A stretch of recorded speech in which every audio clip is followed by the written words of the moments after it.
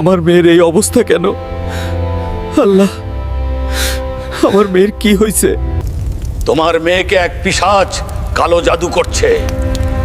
সময় খুব কম। হাল্ক, বল, আমার মেয়েকে বাঁচাতে আমি কি করব? তুমি যদি তাকে বাঁচাতে চাও তাহলে তোমাকে কঙ্কাল নগরে গিয়ে একটা নীল পদ্ম এনে দিতে হবে। আমার মেয়ের জন্য এই নরকও আমি পার করব।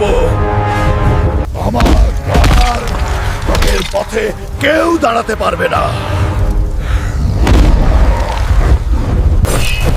নীল পদ্ম নিতে চাইলে আমার লাশের ওপর দিয়েই যেতে হবে।